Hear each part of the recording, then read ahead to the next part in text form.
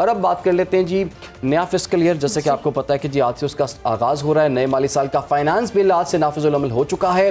نئے بجٹ میں 389 ارب کے انفورسمنٹ اقدامات اور 312 ارب کے نئے ٹیکس رواں مالی سال پاکستانیوں سے وصول کیے جائیں گے، اور ساتھ ہی میوچل فنڈز کے ذریعے سے سرمایہ کاری پر عائد 25% ٹیکس کو بڑھا کر اب 29% کر دیا گیا۔ اور اس کے ساتھ ساتھ جناب سولر پینلز کی فروخت پر 10% سیلز ٹیکس کے نفاذ سے سولر بھی مہنگا ملے گا، اور دوسری طرف ایف بی آر کو کاروبار کے لیے رجسٹرڈ شناختی کارڈ نمبر کی ٹرانزیکشنز چیک کرنے کا بھی اختیار مل گیا ہے۔ ٹی بلز اور پاکستان انویسٹمنٹ بانڈز میں سرمایہ کاری پر بھی ٹیکس عائد کر دیا گیا ہے۔ ای کامرس اور آن لائن کاروبار کرنے والوں کے لیے بھی ایف بی آر رجسٹریشن کرانا لازم ہوگا، اور وفاقی حکومت کو پیٹرولیم ڈیولپمنٹ لیوی شرح 90 روپے تک بڑھانے کا اختیار حاصل ہو گیا ہے، جبکہ دوسری طرف حکومت نے ایک بار پھر مہنگائی کے مارے عوام پر پیٹرول بم گراتے ہوئے پیٹرولیم مصنوعات کی قیمتوں میں آئندہ 15 روز کے لیے بڑا اضافہ کر دیا ہے۔ پیٹرولیم مصنوعات کی قیمتوں میں آئندہ 15 روز کے لیے پیٹرول کی قیمت میں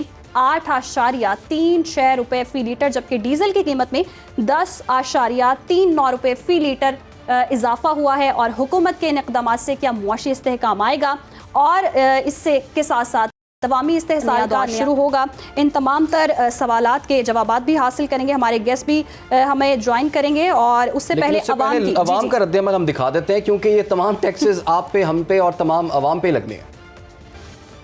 بیسیکلی بیس ہے ہر چیز کی مہنگائی کی، اور سستا ہوگا تو چیزیں سستی ہوں گی، مہنگا ہوگا تو چیزیں مہنگی ہوں گی۔ اتنا مہنگا ہو گیا ہے پیٹرول، کیا کرے بندہ؟ جو بیچارہ بائکیں چلاتا ہے اس کے لیے تو بڑا مسئلہ ہے۔ ابھی 400-500 کا پیٹرول ڈالو، کام پہ جاؤ، دیہڑی کتنی ہے مزدور کی 1300 روپیہ، اس نے بچوں کا بھی پیٹ پالنا ہے، بہت سارا حساب کتاب کرنا ہے۔ غریب بندے کے لیے 500-600 روپے دیہڑی کمانے والے بہت فرق پڑتا ہے۔ ہر چیز اب بس والے کرایہ بڑھا دیں گے، روٹی ہمیں اسی حساب سے لینی پڑتی ہے، پیٹرول بڑھ رہا ہے، ہر چیز مہنگی ہو رہی ہے۔ پیٹرول ظلم ہے، پیٹرول نہیں مہنگا کرنا چاہیے، سستا کرنا چاہیے تھا، ریلیف دینا چاہیے تھا غریب کو۔ پیٹرول سستا کریں، کیونکہ جب پیٹرول سستا ہوتا ہے 1-1 روپے سستا کرتے ہیں، جب مہنگا کرتے 10-10 روپے کرتے ہیں۔ ہوں انہوں نے 10 روپے لیٹر پھر پیٹرول بڑھا دیتا ہے۔ سارے غریب بندے نے دیکھو نا، ماڑے آدمی کتنے جان گے۔ ٹرانسپورٹ کا مہنگا ہو جاتا ہے، جو وہ سبزی وغیرہ لاتے ہیں، فروٹ بار سے لاتے ہیں، وہ ہر چیز مہنگی ہو جاتی ہے۔ لہٰذا پیٹرول جو مہنگا کیا ہے اسے واپس ہونا چاہیے۔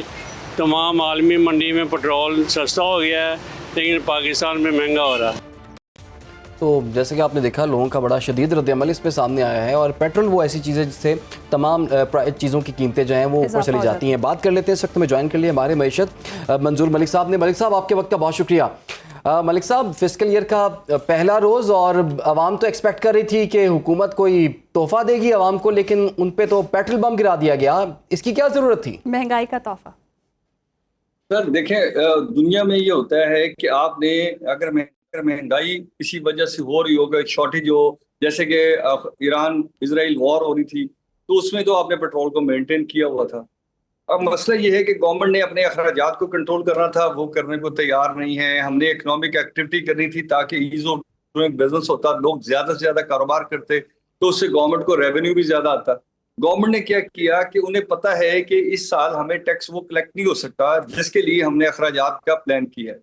اب انہوں نے کیا کہ ہمیں انفورسمنٹ بڑھا دیتے ہیں، جس کے پاس جو ہے، جیسے آپ 70s میں دیکھتے ہیں تو نیشنلائزیشن کی گئی تھی، اب انہوں نے کہا گھروں کو بھی نیشنلائز کر لیں، ہر آدمی جو ہے وہ بدترین مزدوری کرے، اور آپ دیکھیں کہ آپ نے 37,000 روپے سے 40,000 روپیہ لیبر کی سروس کی، اور 6,000 روپے کا اس کو کرایہ کا اضافہ دے دیا۔ اب وہ جب گھر سے آئے گا، اس کے گھر کے ساتھ تو فیکٹری نہیں ہے، سائیکلیں بھی وہاں نہیں چل سکتی، وہ کسی ٹرانسپورٹ پہ آئے گا، جس کا نتیجہ کہ آج آپ دیکھیں پشاور میں بھی اور باقی جگہ بھی میٹرو کے اور رکشوں کے اور جو باقی ٹرانسپورٹ ہے پبلک، اس کے کرائے بڑھ گئے۔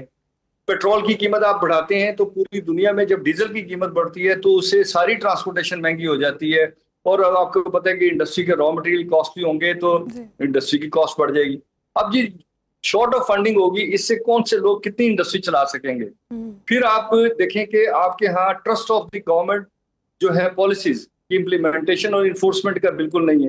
لوگ جانتے ہیں کہ آپ نے کتنے بالکل سر، یہ ٹرسٹ ڈیفیسٹ تو ہمیں نظر آ رہا ہے، لیکن ملک صاحب جب بھی ایسی سختیاں آتی ہیں عوام پر تو کہا جاتا ہے کہ یہ معیشت کے لیے بہت ضروری ہے، اس سے معاشی استحکام آئے گا۔ تو اب تو بلی تھیلے سے باہر آ چکی ہے، آج تو نافذ العمل بھی ہو جائیں گے تمام جو بھی فیصلے لیے گئے تھے، بجٹ میں جتنے ٹیکسز لگائے گئے تھے۔ کیا ان تمام اقدامات سے آپ سمجھتے ہیں معاشی استحکام اس ملک میں آئے گا؟ اور منظور صاحب اس میں یہ بھی ایڈ کر لیجئے گا، جیسے کہ کہا جا رہا تھا کہ اخراجات میں کمی کی جائے، تو وہ کمی تو نہیں ہو رہی، یہ مزید عوام پہ ہی بوجھ ڈال کر وہ چیزوں کو کور اپ کیا جا رہا ہے؟ جو بات آپ نے کی پہلے وہ یہ ہے کہ ہم گورنمنٹ جو ہے اپنے اخراجات کو کم کرنے کی بجائے بڑھاتی جا رہی ہے. آپ دیکھیں کہ آپ نے اتھارٹی کو گاڑیاں کیسے دے دی ہیں، آپ نے ان کے لیز جو ہے اخراجات کو کیسے بڑھا دی ہے. اور جو بات آپ سب کر رہے تھے نا، دیکھیں دنیا میں جو اسٹیبلٹی ہوتی ہے نا، اکنامک اسٹیبلٹی، اس کے لیے ضروری ہوتا ہے کہ آپ انفراسٹرکچر ڈیولپ کرتے ہیں.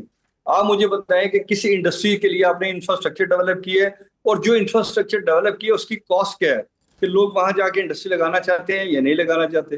پھر پاکستان میں جو سب سے بڑا مسئلہ ہے وہ یہ ہے کہ جتنی انڈسٹری ہے اس کے بہت سارے مٹیریل امپورٹ کرنے پڑتے ہیں، اور آپ تو ود ہولڈنگ ٹیکس کرتے چلے جاتے ہیں. جب آپ ود ہولڈنگ ٹیکس کرتے چلے جاتے ہیں تو پھر آپ کا دل نہیں کرتا ریفنڈ کرنے کو، اور ریفنڈ کرنے کی وجہ سے آپ اسے کہتے ہیں کہ ایگزمپشن کے لیے اور پیسے جمع کراؤ یا اس کو اگلے سال میں ایڈجسٹ کروا لینا. تو یہ فورس ٹیکسیشن نے پاکستان کی بہت ساری کمپنیز کو ملک سے باہر نکال دیا. پاکستان کا ٹیلنٹ جو ہے وہ اس طرح ڈرین نہیں ہو رہا صرف کہ لوگ کشتیوں میں جا رہے ہیں، بلکہ اس طرح بھی ہو رہا ہے کہ پاکستان کا جو جینوئن بزنس مین تھا، جو انڈسٹریلسٹ تھا، جو کاروبار کو جانتا تھا، وہ اپنا سرمایہ کو اور اپنی ٹیکنالوجی کو مدتوں سے باہر لے کے جا رہا تھا. یعنی کئی سالوں سے 4-5 سال سے یہ ٹرن اوور چل رہا تھا، اور اب وہ بالکل ہی ڈسہارٹ ہوتا جا رہا ہے کہ آپ نے ایف بی آر نے ہتھکڑیاں لگانے کے اختیارات دے دیے.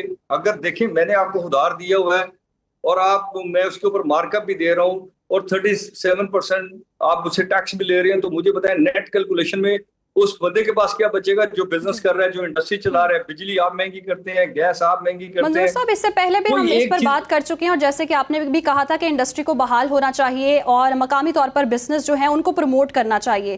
اب اگر یہ چیزیں نہیں ہو رہی ہیں تو غیر ملکی سرمایہ کاری سے بھی توقع کی جا رہی ہے، اور اگر مقامی طور پر بزنس نہیں آ رہا تو غیر ملکی سرمایہ کار کیسے آئیں گے؟ تو آپ آنے والے وقتوں میں معاشی استحکام ملک میں دیکھ رہے ہیں، مہنگائی میں اضافہ ہی ہوگا تو پھر استحکام کیسے آئے گا؟ مہنگائی اسی کو کہتے ہیں کہ لوگوں کی قوت خرید نہیں بڑھتی. دیکھیں نا، انڈسٹری ہم اس لیے نہیں چاہتے کہ انڈسٹریز بڑا ہو، انڈسٹری ہم اس لیے چاہتے ہیں کہ ہمیں 6 کروڑ جاب چاہیے، لوگوں کو کاروبار کی طرف لے کے جائیں گے. کچھ لوگ خود اپنا کاروبار کر لیں گے، کچھ جاب کر لیں گے، ایجوکیشن ہو جائے گی تو اس سے ہماری کوالٹی سٹینڈرڈز بہتر ہو جائیں گے. جب سٹینڈرڈ بہتر ہوں گے تو انٹرنیشنل مارکیٹ ہمارے لیے کھل جائے گی اور پوری دنیا کے ساتھ ہم کاروبار کر سکیں گے. مسئلہ یہ ہے کہ آپ آہستہ آہستہ سب راستے بند کرتے چلے جا رہے ہیں، جس کی وجہ سے مہنگائی نظر آتی ہے. دیکھیں مہنگائی کا پہلا پوائنٹ یہ ہوتا ہے کہ کیا میں 100 روپے کی چیز خریدنے گیا ہوں تو آپ نے 102 کی کر دی، تو 2 روپے کی وجہ سے وہ 100 روپے کی چیز نہیں بکے گی. تو اسی طرح جو فورن انویسٹر ہے وہ آتا ہے آپ کی بیس کے اوپر، یا پھر وہ پاکستان میں یہ ہوگا کہ آپ کہتے رہیں گے کہ ہم نے ایکسپورٹ کی ہے، اور جو ایکسپورٹ آپ نے کی ہوتی ہے اس کی 90% مٹیریل باہر سے امپورٹ ہوئے ہوں گے، اس کو امپورٹ بل میں دکھا دیں گے. دیکھیں پاکستان میں ایکسپورٹ کے ساتھ ساتھ ہمیں امپورٹ کے ریپلیسمنٹ پہ کام کرنا ہے، اس کی سرٹیفکیشن پہ کام کرنا ہے، اور لوگوں کو اعتماد میں لینا ہے کہ گورنمنٹ ان کے ساتھ ناجائز نہیں کرے گی. ایف بی آر جو ہے وہ کیلکولیٹڈ ٹیکس لے گا اور ٹیکس کو آسان کریں گے. لیکن جب آپ ٹیکس کو مشکل کرتے چلے جاتے ہیں تو لوگ اس میں سرمایہ کاری کریں، اور آپ نے آپ جو ہے ڈپارٹمنٹوں سے ذلیل کرائیں، عدالتوں میں جائیں، تو اس سے بہتر ہے وہ بینکوں میں رکھ کے پیسہ یا تو اپنے آپ کو چلا لیں، یا وہ فورن ریمیڈنس بیسڈ ہو جائیں اور ان کو ان کے بچے باہر سے بھیجیں اور وہ یہاں انجوائے کریں. مسئلہ یہ ہے کہ ہمیں اکانومی کو سمجھنا ہے. اکانومی کھڑی ہوتی ہے آپ کی فائنینشیل ایکٹیویٹی پہ، آپ کی اکنامک ایکٹیویٹی پہ، اور اس کے بعد آپ کی سوشل اور کلچرل ڈیولپمنٹ کے ساتھ. جب آپ لوگوں کے لائف سٹائل بڑھاتے ہیں تو اس میں انویسٹر آ کے کام کرتا ہے. ابھی دیکھیں GIZ جو ہے اس نے کل ایک فنکشن کیا تھا، تو وہ کہتے تھے کہ کمپلائنس انٹرنیشنل جو EU کی کمپلائنس ہے، جس کے لیے ہم GSP+ کے نعرے مارتے ہیں، اس کی کمپلائنس آپ پوری کریں.